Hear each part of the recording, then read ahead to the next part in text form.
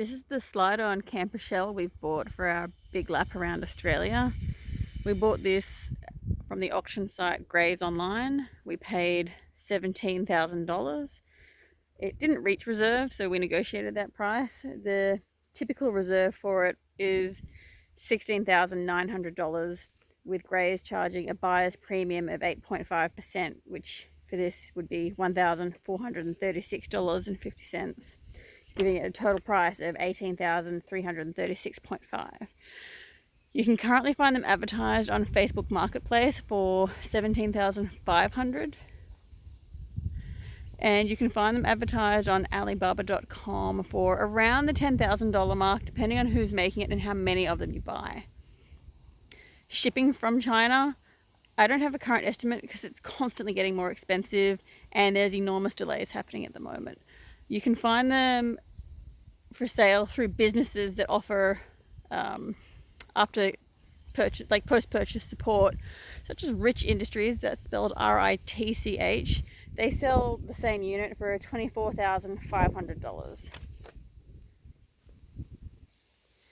The advertised dry weight is 390 kilograms.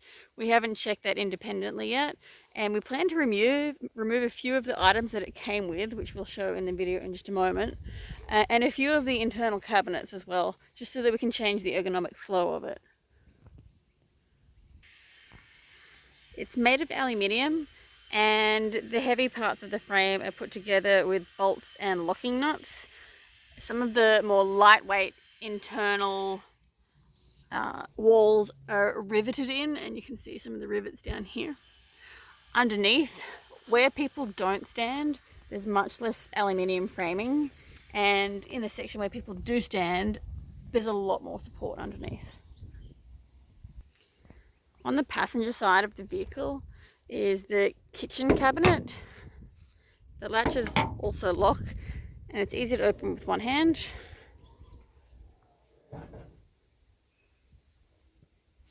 We have the electronics here.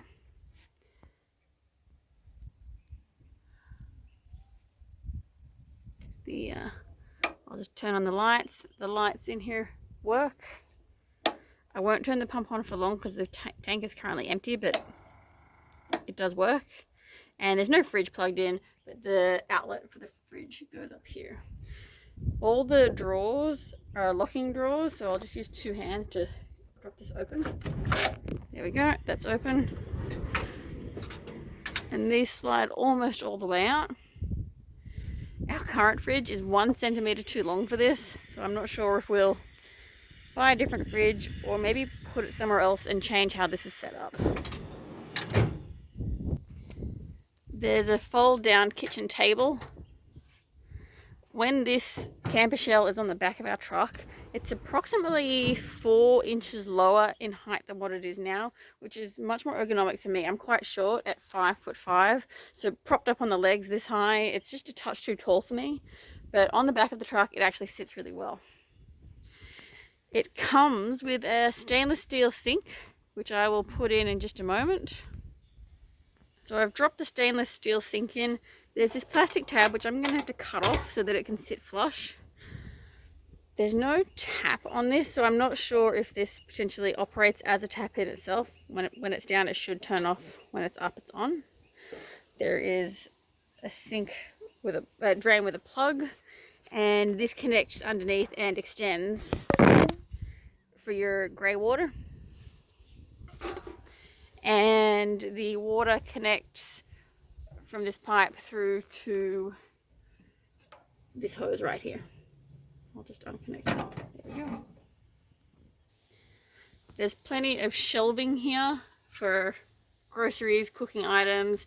I think paper towels will fit on this roll holder up here, in addition to the fridge slide. There's carpet on most of the surfaces, but not on these shelves up here. On the driver's side, we have more storage.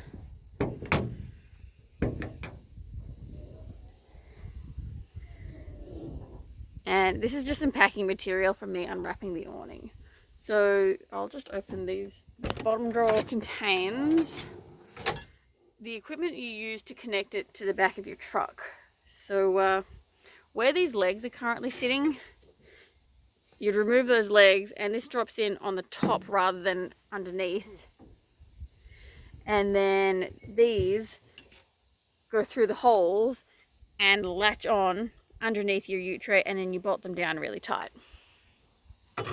They give you 2 different lengths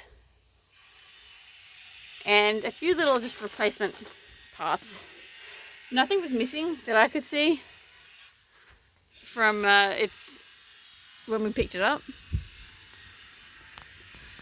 And here's just another little storage cabinet, and these are riveted on.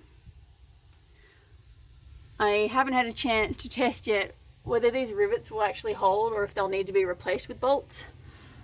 We'll be doing plenty of corrugations on our big lap of Australia, and I expect at least a few of these rivets will need to be replaced. Here's a view of the back of the camper.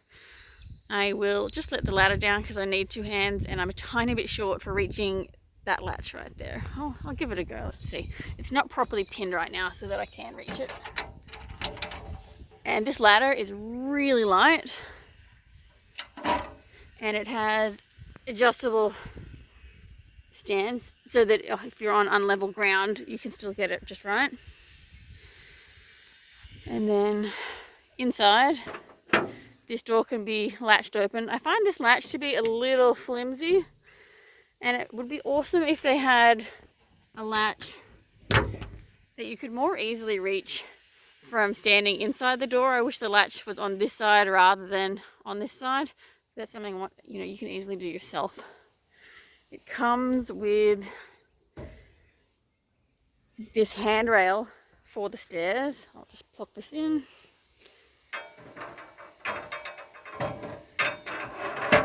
There we go. It comes with a handrail. I find it a tiny bit too wobbly to bother to bring. Like, you can see how much play it has. Let me stand here while I do it. I mean, it is going to stop you from falling, but I don't think we want to bring the extra weight with us. Moving inside the camper shell. I'm just going to drop my shoes off here. They're very muddy from all the rain we've had here in Sydney.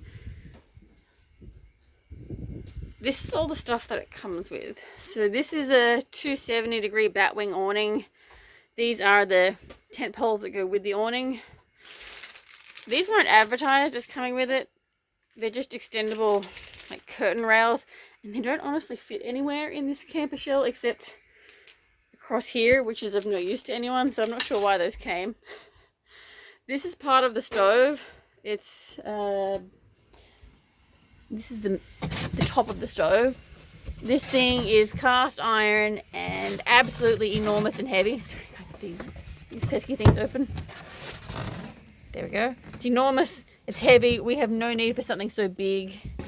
And the weight was written on here. I think it was something like, there we go, 13.5 kilos. I do not need a stove that heavy.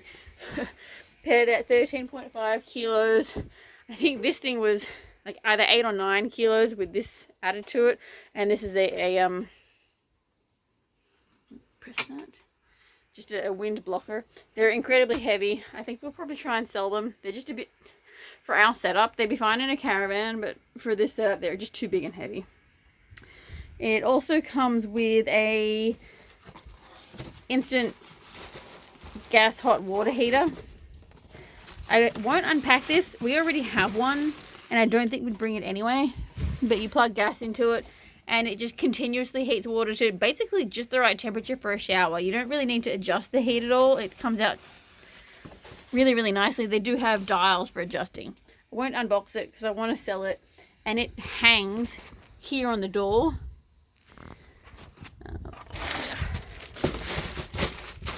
And I'm pretty sure that's everything it comes with. Looking at the windows, there are 3 layers. There's the vinyl layer, which is like here to block out the light, and then there is a clear vinyl layer which can block out the rain if you want light, but not the weather. And then we have fly mesh, which is supposed to be midge proof. It's quite fine and quite soft and flexible. I don't think mosquitoes will get through. It looks pretty good to me, and I'm not seeing any gaps or holes where the bugs could get through, so they're pretty well sewn. The bed is a full queen size bed. It's a somewhat thin mattress. If I had to guess, I can look up how thick that is. Looks like maybe 15 centimeters thick. And there are two really enormous drawers. Again, I'll use two hands to get them open. And these slide all the way out, 100% of the way. And these are huge. These are bigger than a regular suitcase for when you're traveling overseas. So these are enormous. And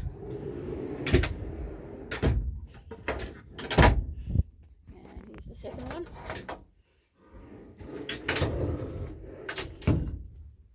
So heaps of underbed storage.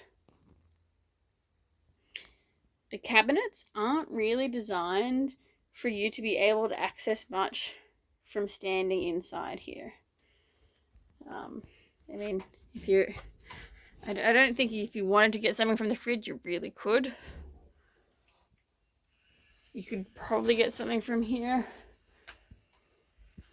This is really the only cabinet right here where you could easily grab something from inside. It comes with two lights on the ceiling, which I think are battery powered because I can't see any obvious cabling running through the roof. And it comes with these two handles to help push it up and pull it down. I find this roof quite hard to push up by myself. My wife can absolutely do it by herself. Moving underneath the mattress and the drawers to where a lot of the behind the scenes action takes place. Here we can see 200 amp hour deep cycle batteries. All of the wiring, and this is for the fridge. This is a DC charger for the batteries, and this is an inverter. I will have to check and see if those outlets work for Australian type plugs. They might. They look like they're made for multiple different types, so I'll have to give those a try. And there's the water pump and top of the water tank.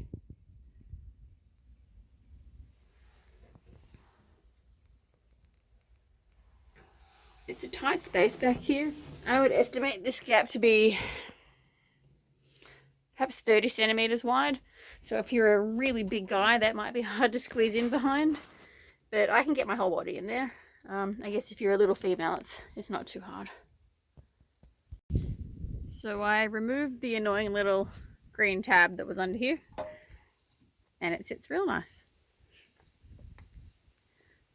I have tested this in the rain this morning. It was pouring down and no water drips through this gap here. It doesn't, when you open it and it's covered with water, it all rushes off this direction and drips off the back. You would not want to have this out while it's dripping off the back. But yeah, no water wants to drip into the shelving, which is really nice. It's got a really big, almost 3 fingers wide edge on it, which channels the water away from inside. Yeah, that's a great way to show it right there.